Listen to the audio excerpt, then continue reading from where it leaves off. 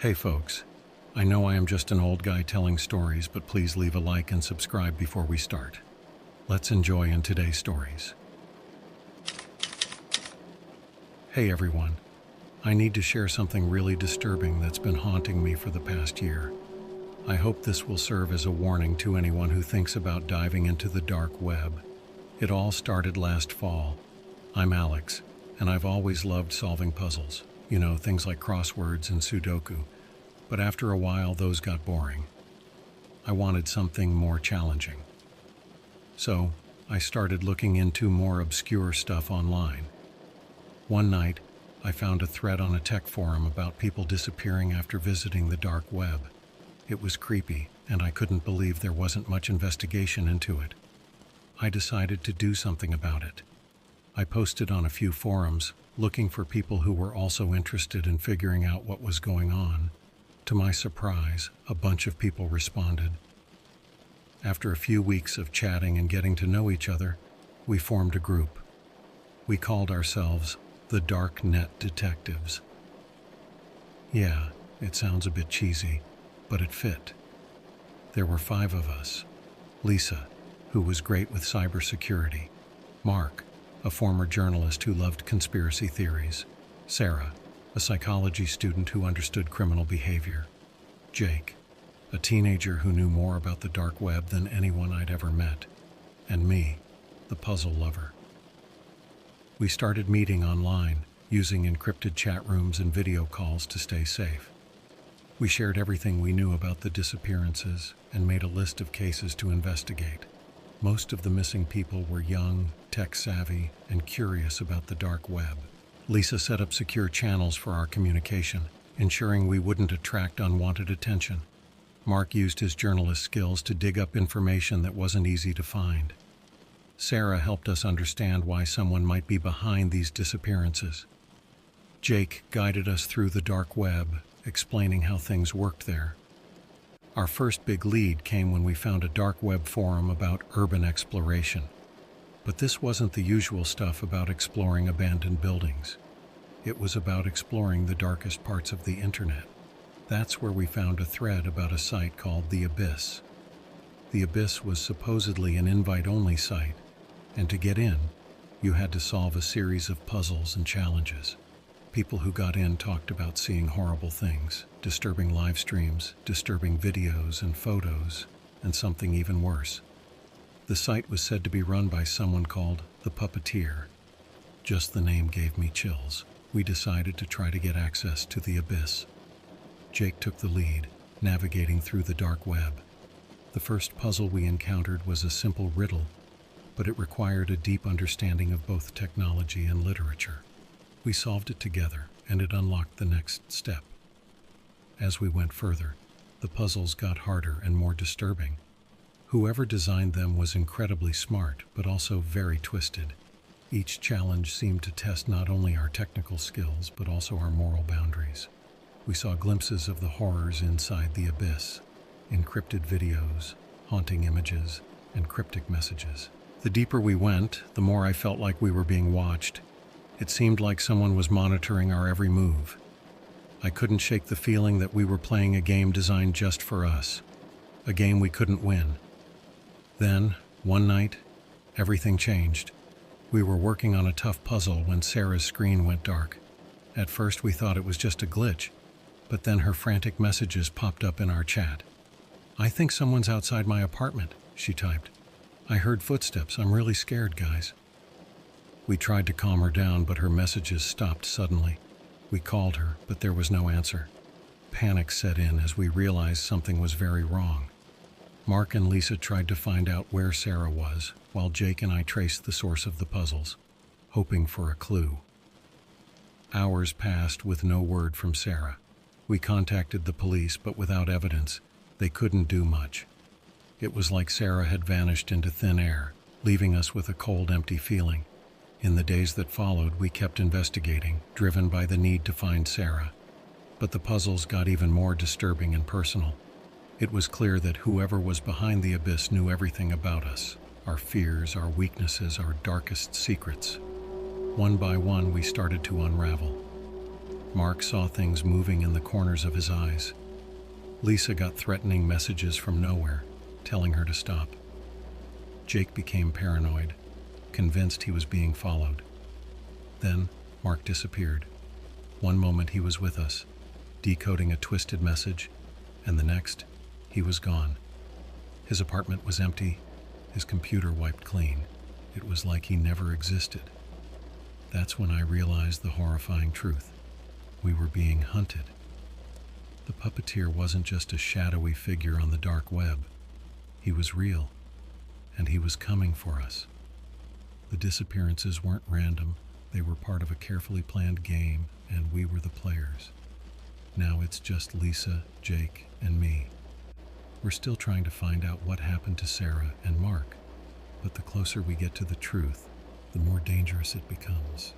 The puppeteer is always one step ahead, always watching. I'm writing this as a warning. If you ever come across the abyss, if you ever feel the urge to explore the dark web to uncover its secrets, don't. It's not worth the risk.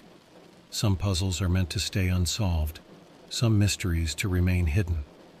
Because in the end, the darkness isn't just out there, it's inside us all, waiting to consume us. And once you've seen it, there's no escaping it. The puppeteer's game is never over, and the price of losing is your very soul. After Mark disappeared, things got even worse for our group. We were terrified but more determined than ever to find out what was going on. We decided to press on, hoping to find some clue about Sarah and Mark's whereabouts. Lisa was able to dig deeper into the dark web, finding more hidden forums and encrypted messages. She discovered a chat room that seemed to be a recruitment ground for the abyss. People were talking about receiving invitations and solving puzzles similar to the ones we had been working on. We decided to infiltrate this chat room and see what we could find. We created fake profiles and joined the chat room, trying to blend in and gather information. It wasn't easy. Everyone there was very cautious, and the moderators were quick to ban anyone who seemed suspicious. But Lisa was good at this. She managed to get us accepted into the group. We spent hours each day in that chat room, reading conversations and trying to piece together the puzzle. One night, a user named Watcher started a private chat with Jake. Watcher claimed to know about the disappearances and hinted at knowing who the puppeteer was. Jake played along, trying to get as much information as possible. Watcher told Jake about a place called the Playground, a part of the dark web where the puppeteer was said to operate. It was supposedly where the live streams and other horrific activities took place. To get there, you needed a special invite and a set of coordinates that were hidden in various puzzles. We realized that we had to find these coordinates to get closer to the puppeteer. Jake and Lisa worked tirelessly to crack the puzzles while I continued to monitor the chat room and gather any new leads. Every time we solved a puzzle, it felt like we were getting closer to the truth, but also closer to danger. One evening, Jake called me in a panic. He had found something, an encrypted message that seemed to be a direct communication from the puppeteer. It was addressed to us, the Darknet detectives. The message read, "You're getting closer. Stop now or face the consequences." We knew we couldn't stop. We had to find Sarah and Mark. Ignoring the threat, we pressed on, but it wasn't long before the consequences became all too real. A few nights later, I was working late on another puzzle when my phone rang. It was Lisa, and she sounded terrified. She said that someone had hacked into her system and was watching her through her webcam. She had tried to disable it, but it kept turning back on. I told her to leave her apartment and come to my place where we could figure out what to do next. While waiting for Lisa, I got another call, this time from Jake. He said he had been followed home from school. He was certain it wasn't his imagination. A man in a black hoodie had been tailing him. I told him to stay inside and lock all his doors. Lisa arrived at my apartment an hour later, visibly shaken. We spent the night trying to secure our systems and figure out who was targeting us. It was clear now that the puppeteer had eyes on us, and he was serious about his threats. The next morning, we couldn't reach Jake. His phone went straight to voicemail. We rushed to his house, but it was too late. His room was trashed, his computer smashed, and Jake was nowhere to be found. We called the police, but there was no evidence of foul play, just like with Sarah and Mark. Lisa and I were the only ones left. We felt completely exposed and vulnerable, but we couldn't give up. We had to find out who the puppeteer was and stop him. We decided to go deeper into the playground, hoping it would lead us to some answers. We spent days and nights without sleep, solving puzzle after puzzle, each one more twisted than the last. The clues led us to a final set of coordinates. Following them, we found ourselves at an abandoned warehouse on the outskirts of town. It was the kind of place that gave you chills just by looking at it. We stood outside trying to decide what to do. Going in felt like stepping into the mouth of madness, but we had no choice. We had to know what happened to our friends. Taking a deep breath, we entered the warehouse. Inside, it was dark and cold, the air thick with the smell of decay. As we moved deeper, we found rooms filled with old, broken computers and video equipment. It looked like a place where nightmares were made real. Then we found a door with a sign that read, "Control Room." Inside, the walls were covered with monitors, each showing different parts of the warehouse. In the center of the room was a large computer, its screen displaying a live chat. We approached, our hearts pounding, and saw a message appear on the screen. "Welcome, Darknet detectives. You've reached the end of the line." Before we could react, the door slammed shut behind us, and the monitors flickered to life, showing live feeds of empty rooms. But as we watched, one by one, figures appeared on the screens: Sarah, Mark, and Jake, all bound and gagged, looking terrified. Then, a new figure stepped into view on one of the monitors, a man in a black hoodie. He looked directly at the camera and spoke in a distorted voice. "Now the real game begins." We knew then that we were trapped, and that the horrors we had uncovered were just the beginning. The moment the door slammed shut behind us, Lisa and I knew we were in deep trouble. The eerie glow of the monitors illuminated the room, casting long, menacing shadows. The images on the screens were haunting. Sarah, Mark, and Jake, all bound and gagged, clearly terrified. The man in the black hoodie, the puppeteer, looked straight into the camera and said, "Now the real game begins." Lisa and I exchanged a panicked glance. We needed to find a way out, but our first priority was finding our friends. The control room had multiple doors leading to different parts of the warehouse. We decided to split up, each taking a different path, hoping to cover more ground and find them faster. I took the left corridor, my heart pounding in my chest.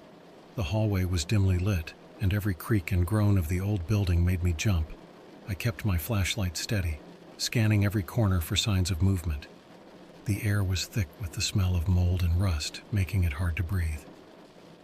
As I moved deeper into the warehouse, I found a series of rooms that looked like they had been used for some kind of twisted experiments. Old medical equipment, rusty and stained, lay scattered around. There were chains and shackles bolted to the walls, and the sight of dried blood sent chills down my spine. It was clear that this place had seen horrors beyond imagination. Suddenly, I heard a faint noise coming from one of the rooms ahead. I moved cautiously, pressing my ear against the door. It sounded like muffled crying. My heart raced as I slowly pushed the door open, praying I wouldn't be too late. Inside, I found Sarah.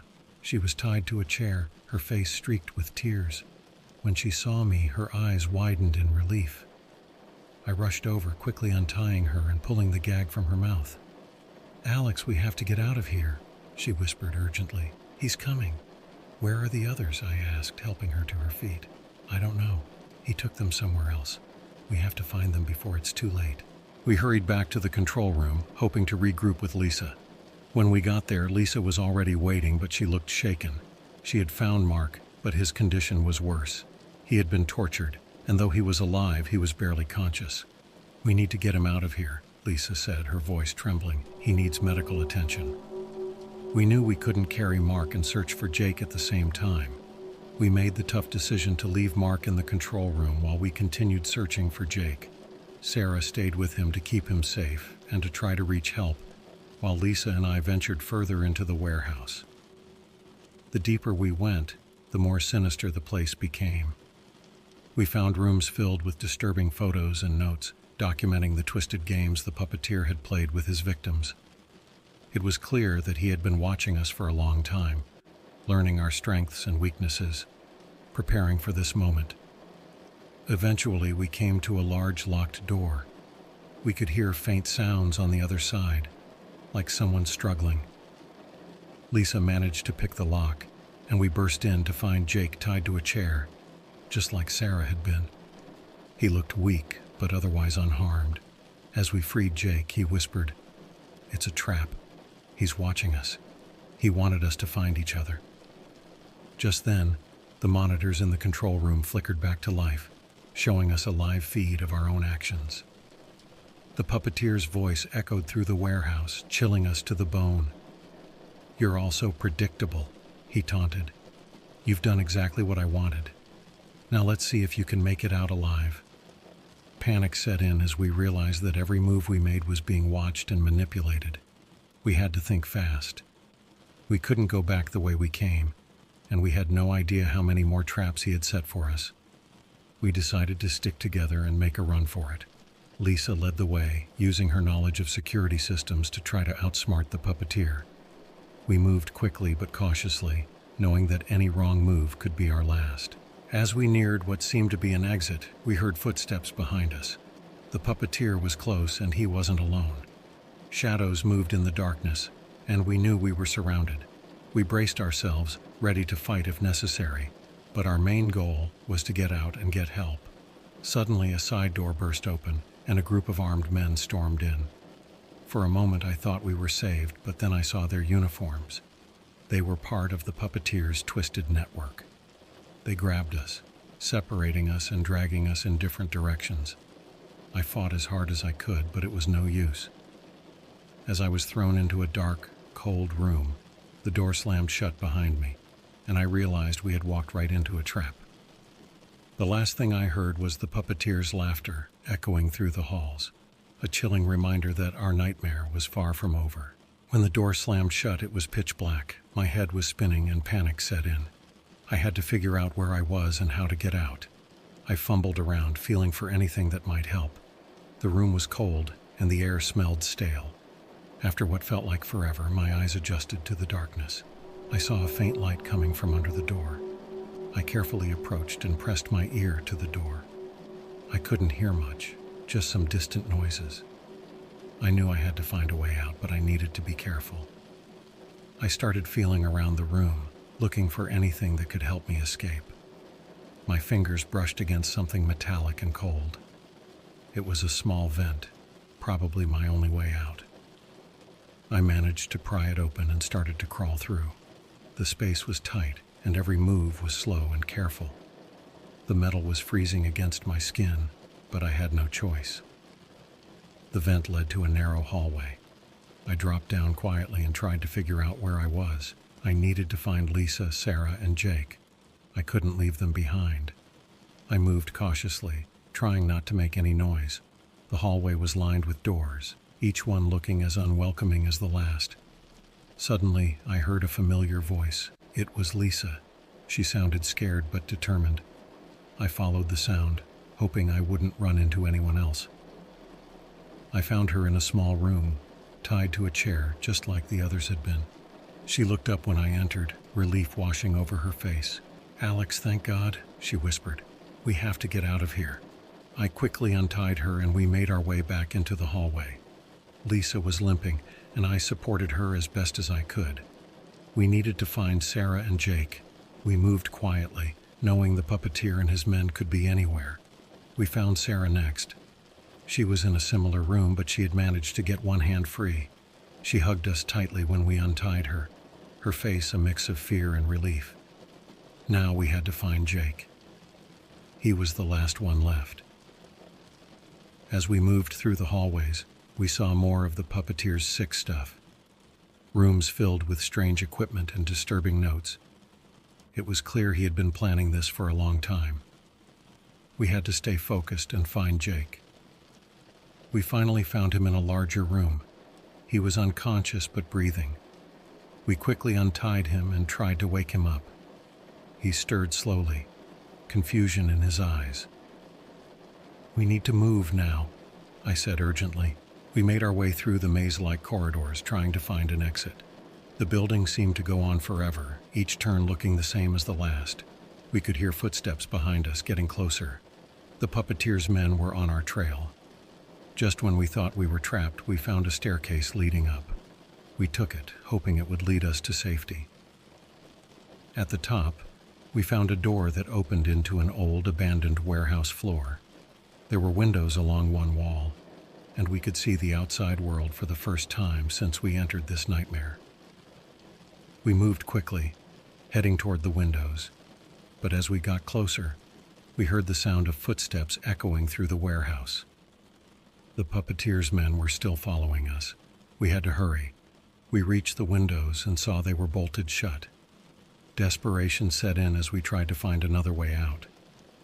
Suddenly, Sarah noticed a fire escape ladder just outside one of the windows. We smashed the glass and climbed out, one by one. The cold night air hit us, and for a moment, we felt a glimmer of hope. We made our way down the fire escape, trying to stay as quiet as possible.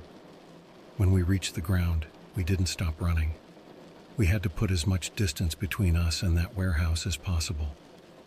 We ran for what felt like hours, not daring to look back. Finally, we found a small diner that was open late. We stumbled inside, exhausted and shaken. The staff gave us strange looks, but we didn't care. We just needed to catch our breath and figure out what to do next. We called the police and told them everything. It was a long shot, but we had to try. While we waited for them to arrive, we huddled together, trying to process what had just happened. We had escaped the puppeteer's trap, but we knew it wasn't over. He was still out there, and he wouldn't stop until he had us all. As we sat there, I couldn't shake the feeling that this nightmare was far from over. We had escaped for now, but the puppeteer's game was still in play. We had to stay strong and stick together if we had any hope of surviving what came next. We sat in that diner, trying to wrap our heads around what had just happened. The police were on their way, but I wasn't sure they'd be able to do much. The puppeteer was smart, and he'd been planning this for a long time. It felt good to be out of that nightmare warehouse, but I knew it wasn't over. When the police arrived, we told them everything. They listened, but I could tell they were skeptical. It sounded like something out of a movie, not real life. They took our statements and promised to investigate, but I knew we couldn't rely on them alone. We had to find a way to stop the puppeteer ourselves. We decided to stick together and lay low for a while. We rented a small house just outside of town where we could regroup and plan our next steps. Lisa set up a secure network so we could keep investigating without being detected. Sarah and Jake focused on gathering any new information about the puppeteer and his network. Days turned into weeks, and we were making progress, but it was slow. We were exhausted, scared, and constantly looking over our shoulders. Then, one night, everything changed. Lisa managed to hack into one of the puppeteer's communication channels. She found a message meant for his inner circle. It detailed a meeting place, a small abandoned factory on the outskirts of the city. We knew this was our chance. If we could catch him off guard, maybe we could finally end this. We spent the next day preparing, gathering whatever makeshift weapons we could find and planning our approach. We knew it was risky, but we didn't see any other option. When night fell, we made our way to the factory. It was a decrepit building, surrounded by overgrown weeds and rusting machinery. We moved quietly, trying to avoid being seen. The factory was dark, but we could see faint lights inside. We knew we were in the right place. We crept through the shadows, listening for any signs of movement. Then we heard it, voices coming from a room up ahead. We approached cautiously, peeking through a crack in the door. Inside, we saw the puppeteer. He was talking to a group of men, clearly giving them instructions. My heart pounded as we formulated a plan. We had to move quickly and take them by surprise. On my signal, we burst into the room, catching them off guard. Chaos erupted as we fought, using whatever we could find as weapons. It was messy and terrifying, but we were fueled by adrenaline and a desperate need to end this. In the middle of the struggle, I locked eyes with the puppeteer. He was wearing the same black hoodie, his face obscured by a mask, but I could see the shock in his eyes. He hadn't expected us to come after him. With a surge of anger, I lunged at him, tackling him to the ground. We struggled, but I managed to pin him down. "Who are you?" I demanded, ripping off his mask. The face underneath was ordinary, almost forgettable, but his eyes were filled with malice. "You think this ends here?" he sneered. "There are others. You'll never stop us all." But I didn't care about his threats. I just wanted it to be over. The police arrived moments later, having been alerted by a neighbor who heard the commotion. They arrested the puppeteer and his men, and for the first time in weeks I felt a glimmer of hope. Back at the house, we tried to process what had happened.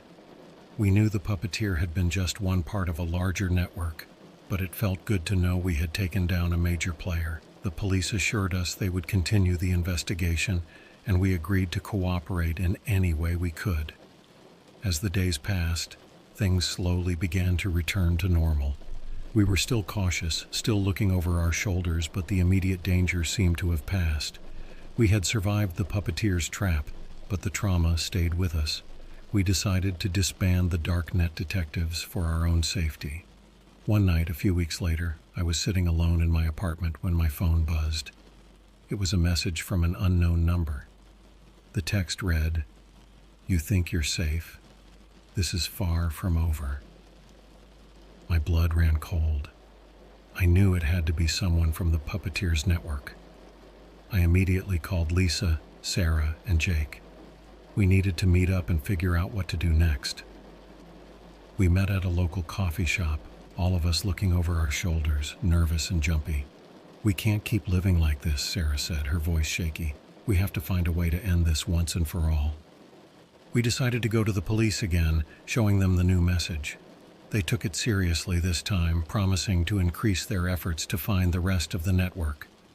They provided us with some protection, but it wasn't much comfort. We knew how dangerous these people were. Despite the fear, we tried to move on with our lives. We stayed in close contact, checking in on each other regularly. Every noise in the night made me jump, and I couldn't shake the feeling that we were still being watched. Months went by without any incidents, and slowly we began to relax. But the scars were still there, both physical and emotional. We knew we had to be vigilant, always on guard. One day, out of the blue, we got a call from the police. They had managed to track down several key members of the puppeteer's network. They had raided multiple locations, arresting dozens of people involved in the dark web activities. It seemed like our nightmare was finally coming to an end. We were called in to identify some of the people they had arrested. Walking through the police station, seeing the faces of those who had tormented us, was both terrifying and relieving. We pointed out the ones we recognized, hoping this would lead to more arrests and the dismantling of the entire network. As we left the station, I felt a sense of closure. It wasn't completely over, but we had struck a significant blow against the people who had tried to destroy our lives. We promised to stay in touch, to keep looking out for each other, and to never let our guard down completely. Life slowly began to return to something resembling normal. The fear wasn't gone, but it was manageable. We had faced something truly horrific and come out the other side, stronger and more aware of the darkness that lurks in the shadows. Even now, I still get paranoid sometimes, checking the locks on my doors and windows, always keeping an eye out for anything suspicious. But I know we did the right thing. We fought back against the evil that tried to consume us, and we survived. And in the end, that's what matters. If you're reading this, take my advice. Stay away from the dark web. It's not worth the risk. The things that hide in those shadows are more dangerous than you can imagine. Stay safe, stay vigilant, and never let curiosity lead you down a path you can't come back from.